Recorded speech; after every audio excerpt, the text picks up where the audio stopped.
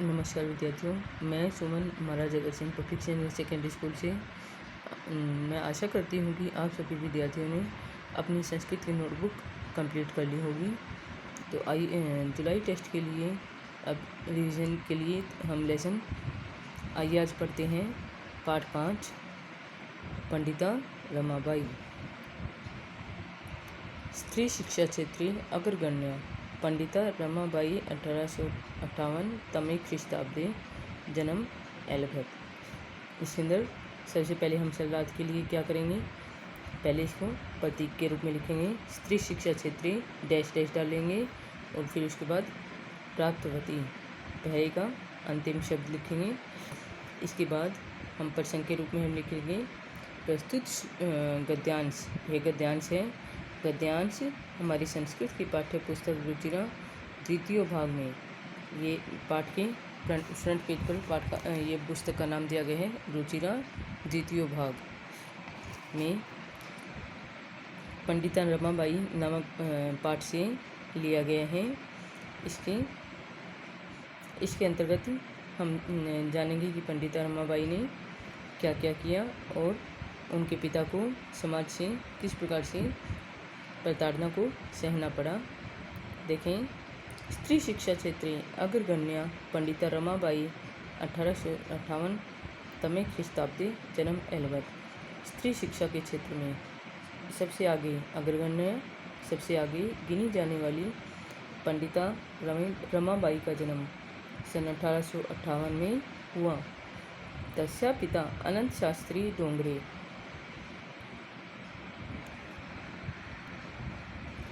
माता चैन लक्ष्मीबाई आस्ताम और माता लक्ष्मीबाई थी। तस्मिन् काले स्त्री शिक्षा स्थिति चिंतनीय आसीत। उस समय में स्त्री शिक्षा की स्थिति, महिलाओं को शिक्षा प्रदान करने की स्थिति चिंतनीय थी, मतलब अच्छी नहीं थी। स्त्रीणां कृते संस्कृत शिक्षणं प्राय प्रचलितं नास्ति। स्त्रियों के लिए, महिलाओं के लिए संस्कृत का शिक्षण प्राय प्रचलित नहीं था। किंतु डोंगरे रूढ़िबद्धां धारणां परित्यज्य। किंतु डोंगरे ने, किसने? अनंत शास्त्री डोंगरे ने, जो रमाबाई के पिता हैं उन्होंने। किंतु डोंगरे ने रूढ़िबद्ध धारणाओं को त्याग कर, त्याग कर अपनी पत्नी को संस्कृत पढ़ाई। एतदर्थम, इसके लिए स समाजस्य प्रताड़नम् अपि असहत। इसके लिए उन्हें समाज से प्रताड़ना भी सहनी पड़ी। अनंतरम रमा अपि समातु संस्कृत शिक्षा प्राप्तवती।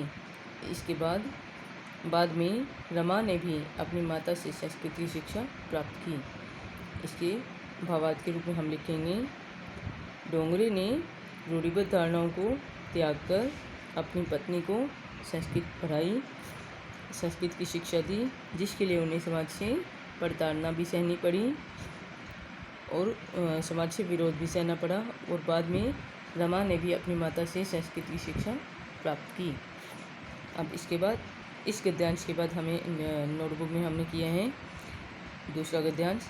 तदंतरम सा पुत्र्या मनोरमया सह जन्मभूमि महाराष्ट्रम प्रत्यागच्छत। उसके बाद इसके अंदर भी हम प्रतीक के रूप में लिखेंगे तदंतरम सा डैश डैश डाल देंगे, अंत में प्रभाविता जाता।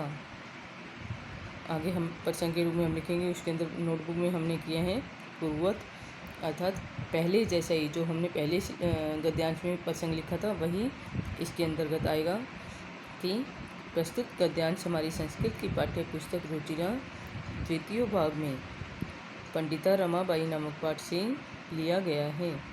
आगे हम लिखेंगे संदर्भ के अंतर्गत हम देखेंगे कि इसके अंदर बताया गया कि महिलाओं के उत्थान के लिए पंडिता रमाबाई ने क्या क्या कार्य किए हैं। देखें, तदंतरम सा पुत्र्या मनोरमया सह, बाद में वह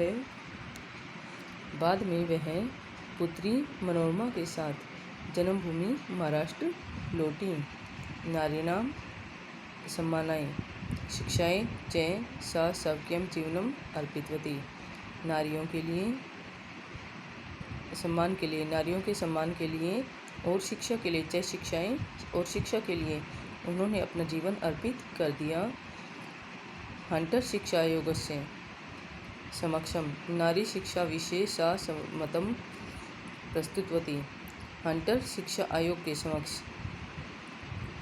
के सामने नारी शिक्षा के विषय में उन्होंने अपना मत प्रस्तुत किया। सा उच्च शिक्षार्थम इंग्लैंड देशम गतवती। वह उच्च शिक्षा के लिए इंग्लैंड देश गई। तत्र ईसाई धर्मस्य स्त्री विषय के उत्तम विचारें प्रभाविता जाता।